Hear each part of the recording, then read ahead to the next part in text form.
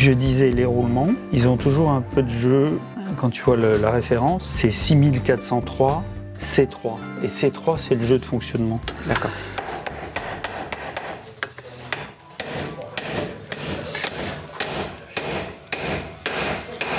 Tac, tac. On va le savoir. Voilà pour l'arbre le plus simple. En général, ce sont les crabauds de l'arbre intermédiaire qui cassent. Et ceux-là sont pareils, ils sont vraiment en état remarquable. D'accord. Le problème, donc, ces pignons sont emmanchés durs, donc on ne peut pas faire la même manip qu'avec les autres.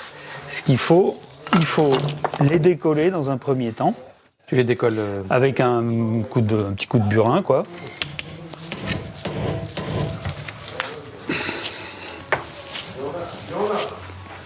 Hop, et voilà. Très bien. Donc celui-ci, il a sa petite protection. Okay. Donc je vais prendre celui-là et je vais enlever une des deux. Ça s'enlève très facilement, c'est juste clipser. C'est hop, c'est parti. Là, tu le mets, tu tapes et du coup tu renfonces le roulement en bas que tu avais décollé. Ah, bien vu. Je vais peut-être l'enlever avant. C'est une question d'angle de vue, tu vois.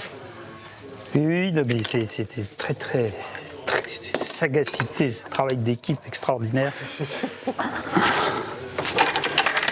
Voilà. Et bon. Bon, bah, puisque maintenant que je suis là, Tu fais celui-là. je fais celui-là. Lui, donc, c'est un roulement normal. T'entends par normal. Donc, il n'a pas de cache, poussière. rien du tout. Pas de cache-poussière étanche. La cage intérieure. Tu mets des coups. Parfait. De l'autre côté, ça se passe plutôt bien. Ça va. Globalement. Globalement, ça se passe bien. Je veux dire, les roulements ne sont pas impossibles à extraire, qu'il faut chauffer dans tous les sens et tout, quoi. Bah, plus ils sont durs à extraire, meilleur c'est. Ouais. Pour la boîte. Non, le plus dur, c'est l'arbre primaire. Ah, ça, l'arbre primaire, c'est une chiotte à faire. Parce que, vois-tu, il faut enlever ce roulement. Oui, bon. Mais après, il faut enlever cette espèce de bague qui est emmanchée dure. Il faut enlever le ressort d'amortisseur de couple. Et ensuite, il faut enlever cette bague.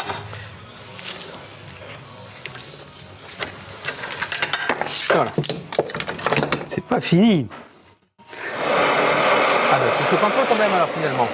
Et celui-là, il est vraiment dur à enlever. Ouais. Il peut casser, tu disais. Ouais, bon, on en a en stock hein, normalement, mais la lèvre en acier, là, elle peut casser.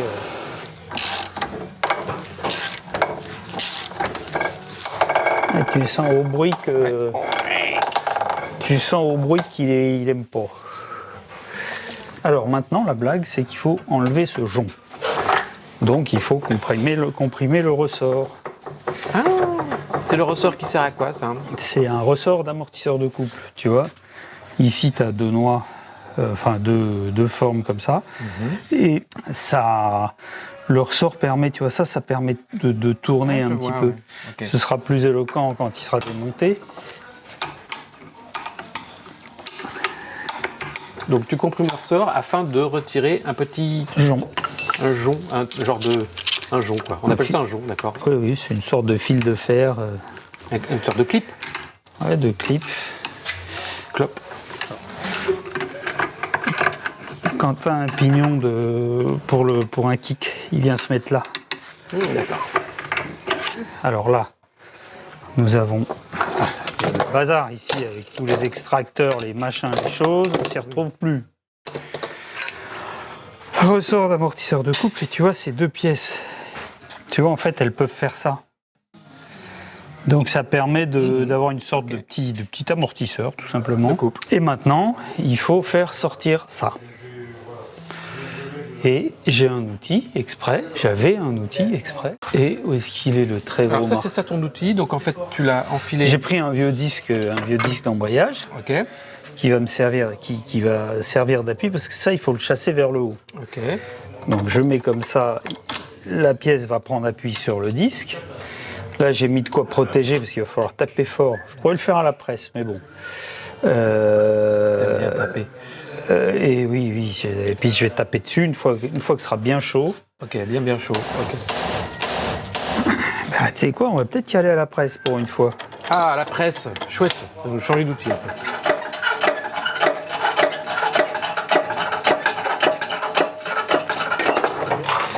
Eh, tu vas faire du unboxing ou pas? Du unboxing, Montre-moi. du unsashaying. Du unsashaying. D'accord. Le Alors, roulement, c'est tout. Le roulement. Mais c'est là, oui, c'est ça. Magnifique pièce. C'est ta cage intérieure qui est Avec spéciale. la cage intérieure. Ah oui, c'est ça qui est usiné spécialement pour BMW. Oui, d'accord. Ok. Donc ça, tu trouves pas chez 123 Chez roulements. les 123 roulements, oui. Tu trouves ça, mais il n'y a pas cet épaulement. D'accord.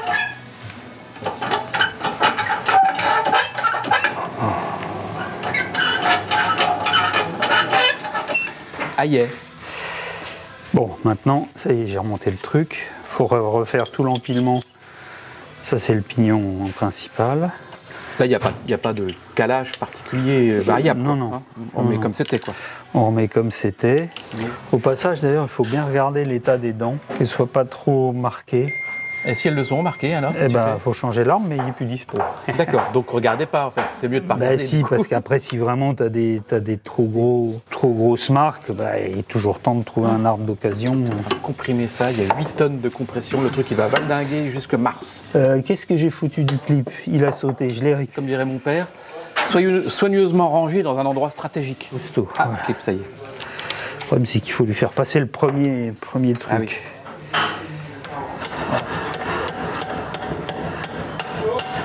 Bonjour. Bon, ben voilà. Voilà, tu vois, quand c'est bien chauffé. Et le roulement.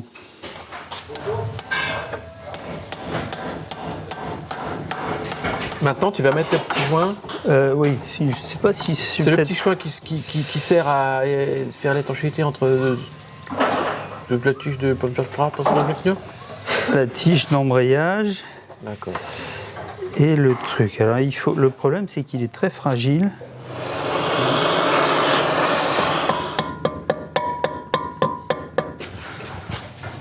La complexité du montage des arbres, c'est que ces deux arbres Oui. se montent en même temps avec la fourchette, cette fourchette-là qui doit être mise sur cet axe-là. Ça fait beaucoup de choses à faire en même temps. Ok. Ça doit se monter à chaud et il doit y avoir, ne pas oublier de remettre ces petites rondelles déflectrices qui vont au fond de la boîte. Donc, il faut chauffer, il faut que les rondelles restent en place et il faut que les arbres rentrent bien tout seuls. Bon, là, c'est délicat. Délicat. Choc. Ah, yeah. Ouais. Donc les fourchettes, c'est assez facile en fait de repérer, parce que là tu te dis bon, il a mélangé. Mais en fait, déjà elles se mettent comme ça. Et tu vois ici, tu as un petit dégagement pour ce pignon-là qui est plus large que les autres. Ok. Alors, faut trouver. Donc ça se met dans les. Ça n'a pas l'air simple, mais normalement, on peut pas trop se tromper là, si. Non, on peut pas se tromper. Enfin, si tu te trompes, tu le sais tout de suite, quoi. Oui.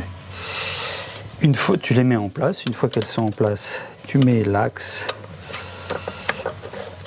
en place. Tu vois, là, tu vois, elles peuvent. Bon, il faut que la boîte soit en mouvement pour que tu puisses manœuvrer convenablement. Mais c'est le mécanisme de sélection fait bouger les fourchettes comme ça. Ok. Moi, ce que je fais, c'est que je me mets au point mort, donc c'est-à-dire le deuxième cran. Hop. Ouais. Je positionne, je commence à mettre en place ces trucs.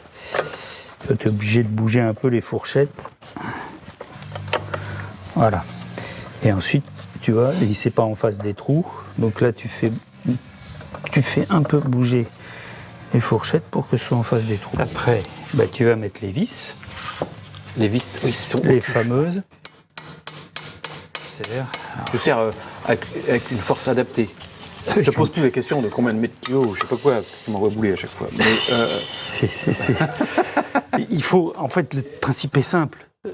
Tu serres avec l'outil adapté, donc la bonne clé, avec le bras de levier, machin. Ouais. Et quand ça devient dur à serrer, c'est que c'est serré suffisamment. C'est tout. Voilà. Là, ça peut pas s'envoler. Maintenant vient enfin un des moments les plus délicats, disons, de la boîte, c'est qu'il faut vérifier le calage de la boîte. Donc il faut mesurer en fait la distance qu'il y a entre le plan de joint et le roulement. Et le haut du roulement. Et le haut du roulement. L'arme primaire, tu peux le mettre en dernier. D'accord. Tu tapotes un petit peu dessus. Voilà, et il vient. Ok. Et comme on est au point mort, et ben, tu vois, tu peux faire tourner les pignons tournent librement. Bon, moi, le calage de boîte, ça m'intéresse. Je veux voir ça. Alors, mais qu'est-ce que c'est? C'est un bout de couvercle légèrement bricolé. Alors, qu'est-ce que c'est? C'est un couvercle de boîte à vitesse que tu as. Qu'on a un petit peu taillé. Oh, tu t'es fabriqué ton propre outil. Donc là, ça, par exemple, c'est bien ce que tu. C'est pas moi qui l'ai fabriqué, celui-là. C'est un peu un alcoolique qui l'a fabriqué, parce qu'il n'est pas très bien fait. J'en ai peut-être un petit peu plus petit. Non, mais surtout, là où tu m'inquiètes, c'est que les gens, ils ont pas ça chez eux. Bah non. Non, mais je veux dire, Antoine, même un garagiste qui fait pas souvent BMW, il n'a pas ça. Alors, écoute, les premières fois que j'ai fait ça, oui. Et ben, en fait, voilà comment on fait. Tu prends un angle comme ça. Moi, je voudrais que tu me montres rapidement quand même comment tu faisais avant. Je vais te montrer comment je faisais avant. Je ne l'ai pas fait beaucoup comme ça. Hein. Une règle, quoi. Tu les barbes, tu vérifies qu'il n'y a pas quelqu'un qui te l'a un petit peu abîmé. Donc, tu bel équerre. Une jauge de profondeur. Donc la jauge de profondeur, le mécanicien, il en a une. Bon, en principe, oui. Alors comme il faut mesurer par rapport à ça, d'accord. Ce que je fais, c'est que je vais fixer la jauge de profondeur avec une pincetto. Autant dire que vu comme ça a l'air un peu rustique comme système. Oui. Mais bon, c'est éprouvé. J'ai fixé la jauge de profondeur sur ton équerre. Sur mon équerre. Ok. Avec une pincetto pas trop lourde, pas de balourd. Et l'idée, c'est que tu mesures comme ça. Tu vois, tu poses. L'idée, c'est que je vois ce que tu fais, pas que tes mains. Tu poses l'équerre, tu poses ça sur le bord du roulement, le bord extérieur, hein, parce que l'intérieur, il est toujours un petit peu plus. Et puis tu mesures la distance que tu trouves ici. Alors, entre le plan de joint. Entre le plan de joint et le dépassement du roulement. D'accord. Et ça, tu mesures, et puis tu vas soustraire en fait la profondeur du logement de cette distance. D'accord. Et ça va te donner normalement un jeu. Enfin, ça va te donner la profondeur doit être supérieure de quelques dixièmes de ça, et que tu vas compenser par un nombre de rondelles. D'accord. Et tu dois avoir un jeu de combien alors? Et ben, comme je te disais, sur le papier, tu dois avoir un jeu 0. Ouais. Et l'épaisseur du joint va te donner un dixième de jeu. En fait, le jeu, c'est l'épaisseur du joint. Donc, à 0, c'est pas mal. À ce détail près, que moi j'ai non, que ces joints-là, quand tu les mesures, ils font pas un dixième, mais 2 dixièmes. Donc en fait, tu veux dire qu'à l'époque, les joints faisaient un dixième? Peut-être, probablement. Ou peut-être que bon. Donc moi, ce que je fais, c'est que ils font, excuse-moi d'insister, ils font 2 dixièmes, même écrasés? Bah, moi j'ai mesuré écrasé. D'accord. Tu mesures écrasé. Par exemple, si tu mesures l'ancien qui lui a été écrasé. Eh ben, je peux mesurer l'ancien qui lui, c'est une bonne idée. Il a été écrasé pendant des années. Voilà, pas tant que ça d'ailleurs. Tu mesures. Et ben pour moi, même écrasé, même en appuyant fort, il fait 2 dixièmes. Ok. Or, le jeu qui nous intéresse, c'est 1. Vaut mieux qu'il y ait trop de jeu, pas assez en fait. Ok, donc plutôt un petit peu plus. Mais bon, pas trop non plus, parce que si ça branle dans le manche, c'est pas bon non plus. Tu me posais la question, comment je faisais quand j'avais pas de l'outil? Eh ben, je faisais plein de fois la mesure, et je faisais une moyenne. D'accord. Et là, je le fais encore. Donc toi, là, c'est fini, tu utilises autre chose. Alors là, j'utilise... donc il y a ça, c'est l'outil qui a été fait par main. Et ça, c'est un outil... Bon, c'était mon ancien outil, mais qui a été légèrement maltraité. On est bien d'accord que ce sont des couvercles de boîte à vitesse qui ont été détruits. Ok. Détruits. Donc là, ça va... Le genre d'outil qu'on ne trouve que chez un expert BMW, et comme elle a toujours. Ben, il y a un outil... Je sais que moi, j'ai l'outil pour le série K, par exemple. Donc tu tapotes un petit peu. Tu serres. Et là, c'est en place. Secondaire, sortie. Ah, tu te fais un tableau. Okay. Voilà. Parce que je vais faire plusieurs mesures, de toute façon. Où est-ce qu'il est, mon petit truc? Donc, pour chaque mesure, je m'assure, je tapote sur les armes pour être sûr qu'ils soient bien en place au fond. Okay. Parce que j'ai eu des différences de 2 dixièmes en fonction de... Ouais. Donc, à chaque mesure, je tape pas trop fort. Tu fais tomber ça, que ce soit bien à sa place. Tu bloques ta mesure. Et tu regardes. Lecture. 14,90. Tu mesures ici, donc tu mesures de... Donc tu te poses, tu vois, il faut bien appuyer parce que tu vois, lui il peut faire comme ça, tu vois, donc il faut vraiment être posé impeccablement. Combien de mesures? Tu fais 3 mesures. Donc. 3 mesures de chaque. Donc c'est un peu long. Ouais. Mais c'est bien fait du coup. Donc là je suis à... Tu peux pas faire une seule mesure. Bon là c'est le meilleur. C'est imprudent. Là, je suis... Donc tu as fait une première mesure. J'ai fait une première mesure. 14,50, 14,60. Alors tu peux t'amuser à mesurer. Tu vois, j'ai mesuré comme ça. Maintenant je peux mesurer comme ça pour la deuxième série. D'accord. En faisant attention de bien être posé sur le bon roulement. Donc à mon avis... 14,6 à nouveau. À mon avis, celle-ci c'était une erreur. Ok. Je vais reprendre une autre mesure. Enfin, si tu prends plein de mesures mais que tu retires celle qui t'arrange pas... Non, mais c'est quand tu as une aberration comme ça, quand tu as trop de distance, c'est qu'il y a eu un petit souci. Parce que tu vois... Non, je vois pas, mais... Si tu prends... Rien du tout. Regarde, le truc là, si je... Ouais. Pourquoi il faut prendre à l'extérieur? Ici, regarde, je bute. Là, je suis en appui. Je suis en appui sur le côté extérieur et je peux pas passer sur la rondelle intérieure. Tu vois, ça bloque. Elle est donc plus haute. Oui, bien sûr. Ok.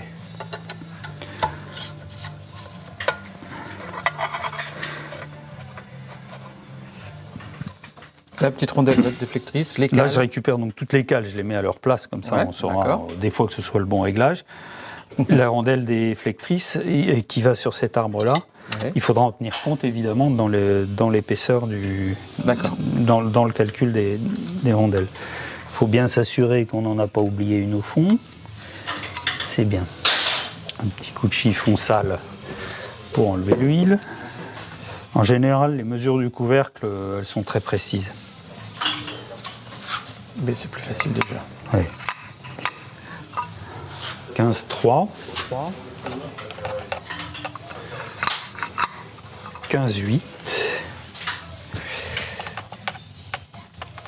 Alors, on va faire notre petit calcul. On a dit que il fallait qu'on soit à un jeu 0. Donc ça, c'est la profondeur du couvercle. On va faire moins la mesure qu'on a trouvée, donc moins 15, ça fait donc 0,30. 15,80 moins 14,50, ça fait 1,30. 0, 5 et 3, 8. Et la 15,30 moins 14,70, ça fait 60, ça fait 0,6. Si tu fais une erreur de calcul, là, c'est dans la boîte, ça fera le tour du monde. Eh bien, écoute, il n'y a pas de problème. Donc, 0,60. Donc là, on a le jeu 0, mais on a dit que le joint, on doit avoir un jeu de 1 dixième, et on a vu que le joint fait 2 dixièmes. Donc, on va rajouter 1 dixième à notre mesure. D'accord. Donc, plus 0,10. Ici, on trouve 0,40 sur le primaire, plus 0,10, on trouve donc 1,40 sur le secondaire, plus 0,10, on trouve 0,70 sur le dernier. Alors, maintenant, tu mesures ce que tu as comme cales pour voir si elles sont bonnes. Voilà. Et si elles ne sont pas bonnes, tu as un stock de cales quelque part dans une chambre secrète. Exactement. L'expérience prouve que malgré tout, il faudra quand même qu'on teste après. Ouais. Si on voit, une fois qu'on a remonté, il faut mettre un petit coup de marteau sur l'arbre primaire pour qu'il prenne sa place, parce que le couvercle elle a un petit peu poussé vers le fond. Et ensuite, tu fais tourner l'arbre. S'il est trop dur, c'est que ta cale est trop épaisse. Et s'il est trop souple, c'est que ta cale est trop... Je mets le joint là. Ouais, comme ça, c'est plus facile à mettre quand l'arbre primaire n'est pas là. Je m'assure qu'en tapant dessus, on n'ait pas déformé les plans de joint. Donc tu vois, je prends appui comme ça. Bien à plat. Bien à plat. Arbre de sortie. Arbre primaire. Et arbre secondaire. Je vais mettre le joint de l'arbre secondaire ici. Ok. Déjà, pour mettre ce grand joint là.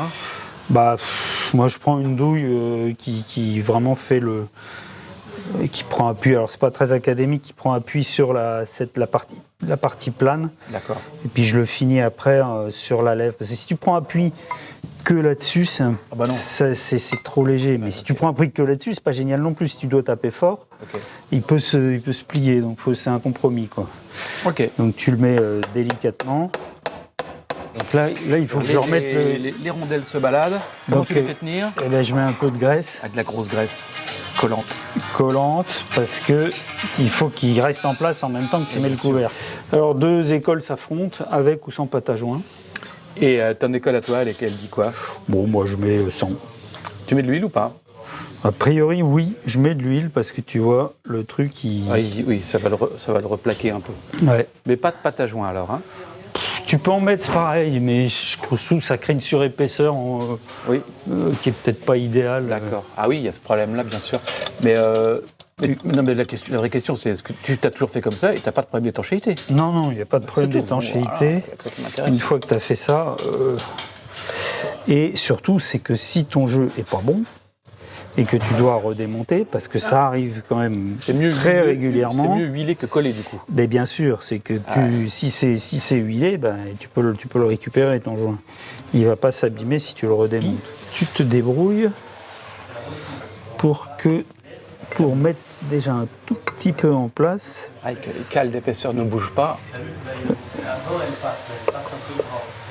Et tu vois, là, il y en a déjà une qui a bougé. Dans une pipe. C'est au millipoil.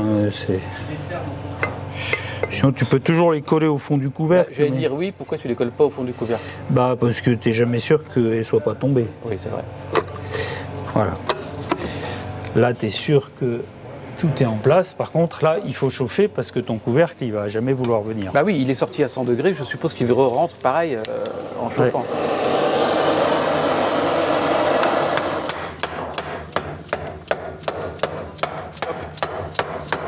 Il faut remettre les vis relativement rapidement tant que c'est chaud.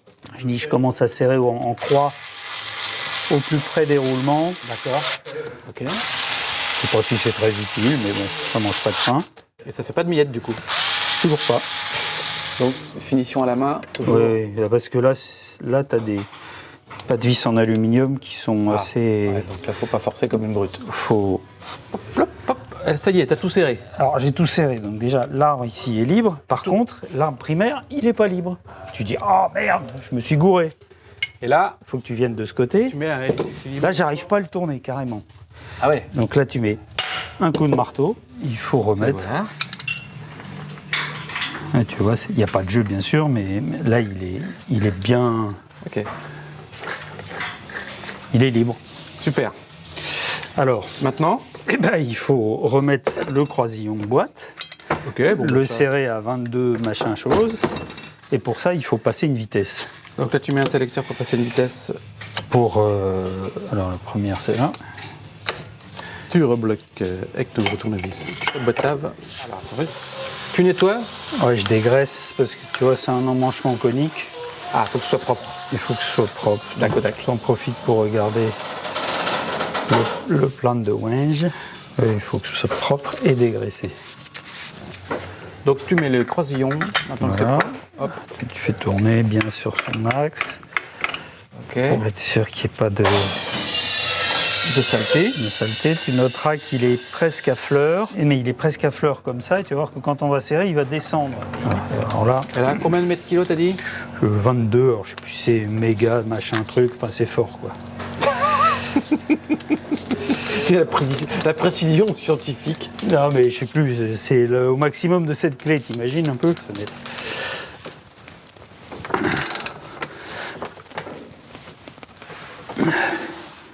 Speed selector. Oui. Ça se met facilement.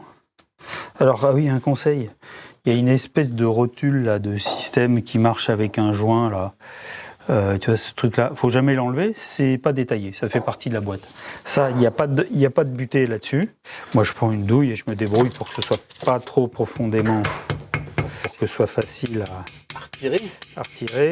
Et je me débrouille pour qu'il soit mis bien droit. Ok. Et voilà. Bon, cool. Le remontage, c'est moins compliqué que le calage.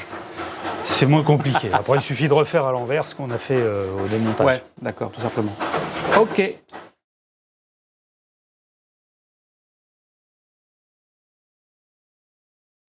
La suite des événements dans l'ordre, la discipline, qu'est-ce que c'est?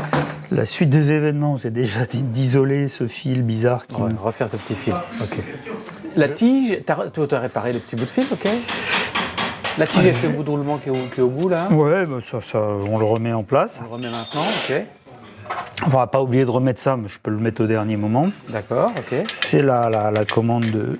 Il faut bien graisser ici l'intérieur des cannelures. D'accord, parce qu'il y a un petit mouvement, tu disais. Oui, bah ça coulisse très légèrement chaque fois que tu débrayes, ça coulisse légèrement. Ok. Et les cannelures finissent par casser ici. Ça dégage d'un coup. Les deux côtés, de la graisse. Oui. Pas trop pour pas qu'avec la force centrifuge, ça aille graisser le disque. Mais et après, tu vas remettre la boîte, tu auras besoin que je tire le bras oscillant. Oui, monsieur, j'aurai besoin de ton concours une fois encore. Ok, je me prépare psychologiquement et physiquement. Je fais quelques génuflexions. Me fais surtout quelques échauffements. Vas-y.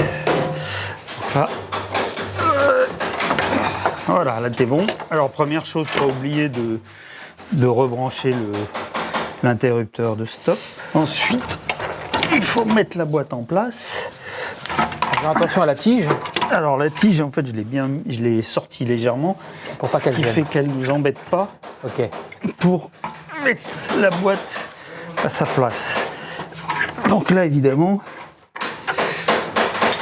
il faut mettre l'arbre primaire de la boîte dans les cannelures de l'embrayage. Ouais. Voilà. Ah yeah.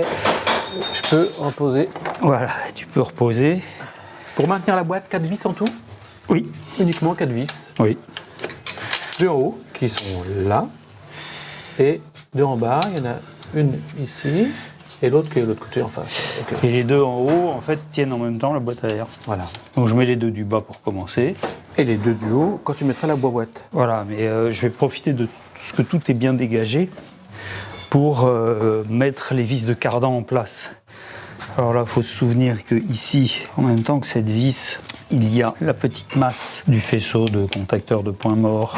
Okay. Tu remets en place, après l'avoir nettoyé, le petit roulement. Petit roulement, le piston et tout. Du poussoir d'embrayage. Oui. Qui se place ici même. Exactement. J'ai vu que tu avais mis à la poubelle l'ancien soufflet. Oui, qui était vraiment pas beau. Et là, tu en as tout neuf. Oui. Tu mets du gras dans l'axe de... Il y a aussi un roulement là-dedans? Oui, il y a un petit roulement à aiguille. D'accord, du bon gras. Après l'avoir nettoyé... Oui, mais alors il ne faut pas souffler trop parce que les aiguilles se barrent après. Merde. Donc tu remets tout ça d'un bloc, en une seule fois et d'une seule main.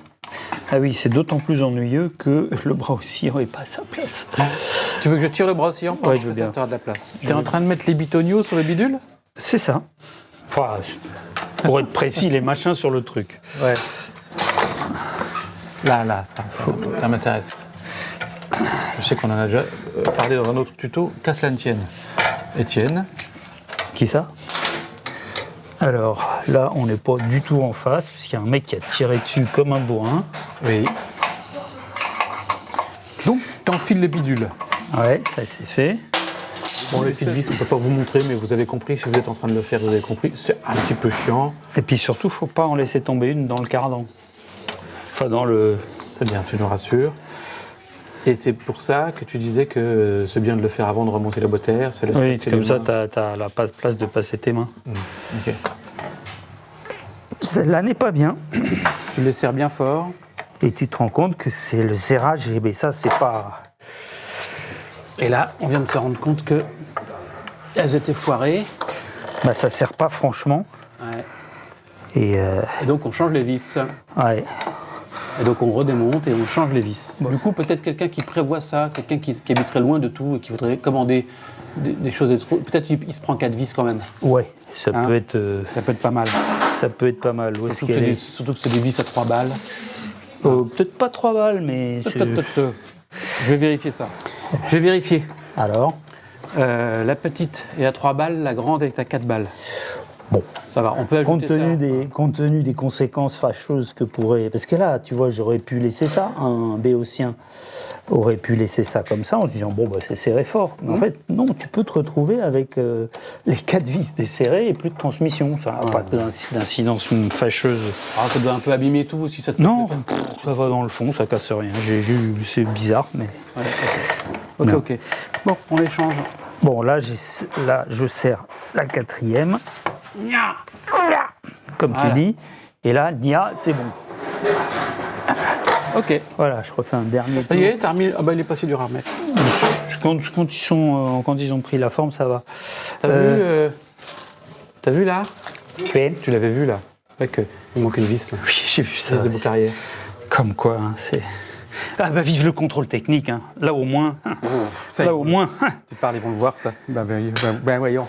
Bien sûr. Alors il y a un truc quand tu remets le collier, c'est de s'assurer qu'il n'est pas pincé ici. Souvent tu t'en rends pas compte là ça va parce que c'est accessible, mais quand tu as tout le bazar, tu mets ton collier puis en fait ça fuit et quelquefois il se pince. Tu me parlais d'un minuscule de taille qui n'est pas un minuscule de taille. Qui n'est pas anodin. Je vais remplacer donc le collier du soufflet de tige d'embrayage par un 9.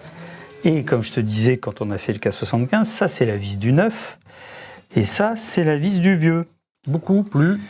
Et ben tu vois les 2 mm ou 3 mm qu'il y a en plus, et ben t'es content de les avoir quand tu... Pour attraper le pas de vis. Et ouais. Okay. Mais t'es pas en train de t'occuper de la boîte à vitesse là? Non. Ouais, mais on va jamais avoir fini. Mais non, mais j'ai vu un sac de nœuds là. Il y avait le faisceau qui était le faisceau du point mort et du capteur de pression d'huile. Il était dans une espèce de truc comme ça. Je me suis dit, je vais faire ça propre. Et puis, en fait, j'ai trouvé le fil, il avait fondu sur ça à peu près. Ah bon, tu répares quoi. Donc ici, on répare. Ici, on répare. Ici, on résiste. Ici, on résiste. Mais à quoi on résiste? On résiste à la pression sociétale qui nous oblige à surconsommer. Eh ben écoute, j'oserais dire que pour un atelier de mécanique, nous sommes éco-responsables. Absolument. On recycle au maximum, on répare au maximum, pièces d'occasion, pièces de réemploi, comme ils disent dans les assurances. Ouais, mais apparemment, ce qui les intéresse, c'est de vendre des trucs neufs. Oui, le monde de demain, là, je crois que c'est devenu le monde pour amnésiques. Donc ça y est, tu as fini ta réparation électrique, on peut revenir aux choses sérieuses. Oui, voilà. Alors, ces choses, après ce petit intermède. Il y a un réglage donc. Oui, il faut que le bras oscillant soit centré par rapport au cadre. En fait, bon, c'est pas au millimètre, mais tu regardes en fait la distance qu'il y a entre le bord du bras oscillant et le bord du cadre et tu fais la même chose des deux côtés. Ok. Ah, tu vois là, quand je serre, ça écarte. Là, je suis pas encore embuté. Quand tu serres, tu pousses. Je pousse le bras oscillant vers l'autre côté. Bon, là, pour l'instant, il prend sa place gentiment, puis à un moment, regarde, hop. Ah, il s'éloigne. Tu vois, il s'éloigne. Bon, là, c'est trop, hein, par expérience. C'est à peu près 4 mm, 4-5 mm. Donc, je desserre un petit peu. Donc là, tu le tires quand tu desserres? Non, je ne le tire pas, je le libère. Et après, ça va être poussé par l'autre côté. Parce que tu sais que le désir s'accroît quand l'effet se recule. Alors après, une fois que tu es bien...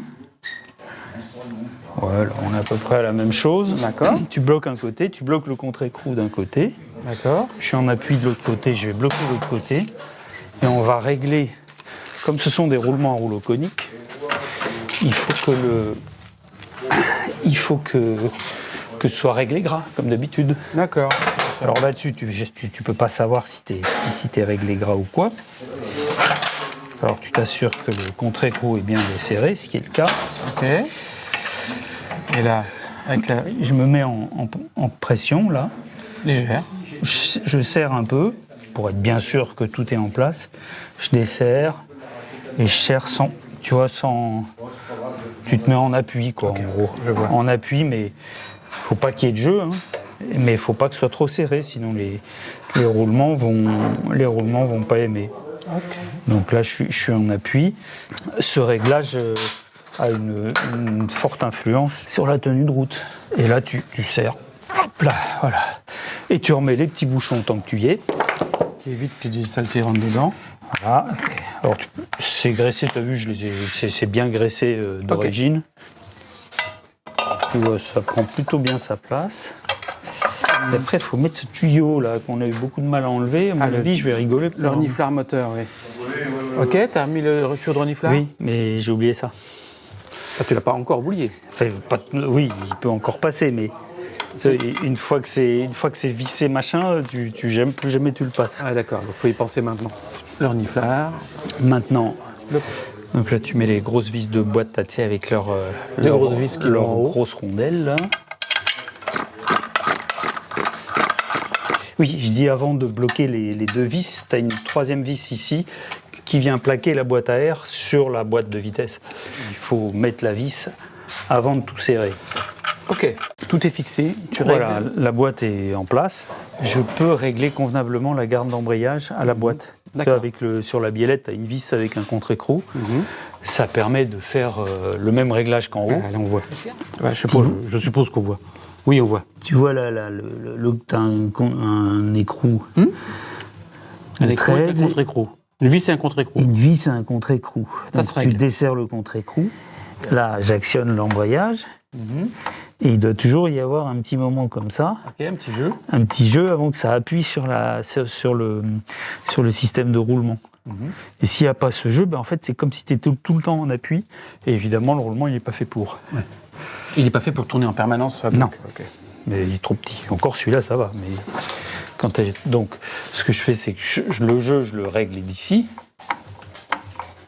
D'ici. Là, j'en mets pas mal. Je vérifie ici que j'ai suffisamment de jeu au levier. Je laisse suffisamment de vis là-haut, de serrer. Et là, je serre le contre-écrou en débrayant. Comme ça garde le réglage. Ok. D'accord, ça bloque le réglage de débrayer. Que ça appuie. Ok. Ouais. Cool. Voilà. Et avec la molette, tu peux affiner. D'accord. Et ici, tu mets une garde de ce que tu veux, en fait. Plus il y a de garde, plus la boîte est dure, entre guillemets. C'est-à-dire que si tu sais décomposer, tu es content d'avoir un peu de garde parce que c'est moins dur. Mais si tu veux que les passages de vitesse soient plus faciles, tu tends un peu plus, tu mets un petit peu moins de garde, mais par contre, l'embrayage est un petit peu plus raide. Donc si tu fais beaucoup de villes, tu mets beaucoup de garde. Enfin, bon. Et un conseil aussi, pour pas casser des câbles, mettre du gras ici tout le temps.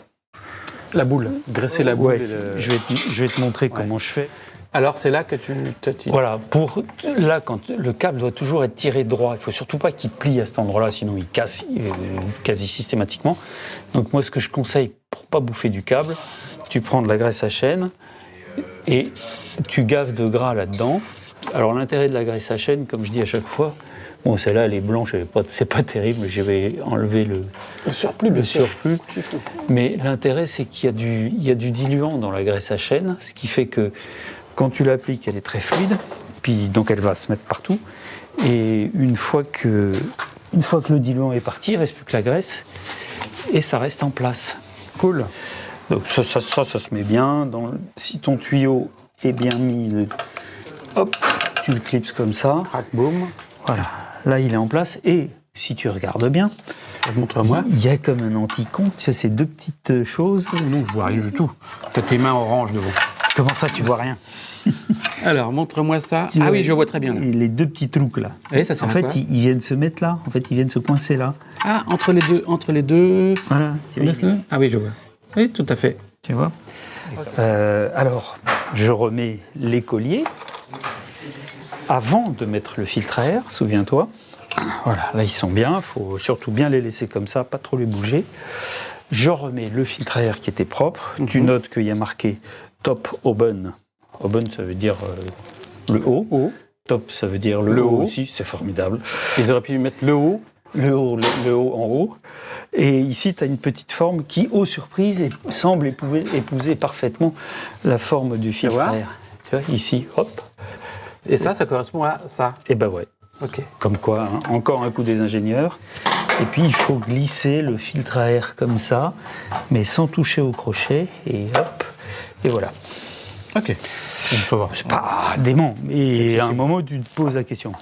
C'est possible. Tiens, tu vois la question que je me disais, que je me posais sur les prises d'air, plus petites là que là. Les entrées des prises d'air. Les entrées d'air, d'air tu dis, sont plus petites. mais c'est couillon. D'abord, il y en a une grande, une petite. Ça, c'est peut-être parce que c'est un R65. Je sais pas, tiens, il faudrait que je vérifie sur les autres. Mais tu te poses la question, tu te dis, mais pourquoi l'entrée d'air est petite ici et que les trous sont gros ici? Tu dis, ça bride l'admission. C'est un ingénieur de la Luftwaffe qui a dû mettre ça au point. Non, mais assurément, il y a une. Il y a ça sur toutes les motos. C'est des problèmes de tranquillisation. Oui, je pense, et apparemment, ça rajoute du couple, le fait d'avoir l'entrée d'air. Alors après, il y a certainement des. Bon, donc tu remets ça. Voilà. Presque clonk. Voilà. Il doit bien s'emboîter dans le. Et moi, je fais ça. Voilà. Ça, c'est de la. Que j'y arrive pas. Voilà. Et l'autre. Bien. Parfait. Remplissage. À l'aide de Toyo adapté. C'est vrai que c'est quand même pas bien pratique. Ce remplissage de boîte, c'est quand même pas pratique. Non. T'as mis une rondelle neuve. Ouais. Et tu serres ça à quelle force? Fort, mais pas trop, parce que si tu serres trop fort, la rondelle en aluminium explose. Ah, ok. Donc tu la mets en place. Même ça, tu vois, c'est presque trop grand, mais bien. Eh ben, écoute, c'est pas mal ça. Bon, t'as mis ton casque de grand schtroumpf. Ah. T'as mis le casque du grand schtroumpf. Il casse du grand chou. Bon, tu vas l'essayer, qu'on sache si elle marche cette boîte. N'oublie pas de compter les vitesses. Oui, mais le problème, c'est que je ne sais pas compter jusqu'à plus de 3. C'est pour ça que tu roules en très vieille moto, en fait. Voilà, c'est à gauche, hein, les vitesses. Ça dépend. Non, j'ai déjà essayé à vide les vitesses. Écoute, elle ne fait pas un bruit, la boîte, et les vitesses ont l'air de passer. Bon, donc peut-être que je l'ai bien calé, pour une fois. Et finalement, j'ai fait toute la révision parce que tout était un peu. Donc il y avait quand même du boulot en pose de la boîte. Beaucoup. Ouais, j'ai passé un bon moment, quoi.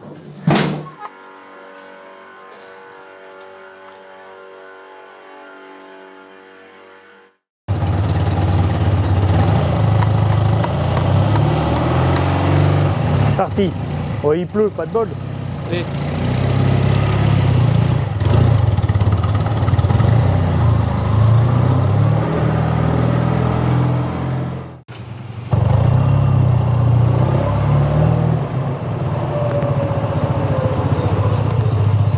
Et voilà. Alors j'ai compté, il y en a 3 plus 2. C'est bon? C'est bien 5. Oui. Bon, Ça va, nickel. Hein. Oui, il n'y a rien à dire sur le fonctionnement de la boîte. Non. Elle fonctionne normalement, quoi. Elle fonctionne parfaitement, il n'y a rien à dire. Ok. Tout y va béné, la moto est prête. Elle est pas bruyante, mais tu sais pas si elle était bruyante avant. Non, mais elle n'est pas bruyante. Bon, tout va bien. Le mec, il est reparti pour 200 000 km. Au moins. Impeccable, une affaire qui roule.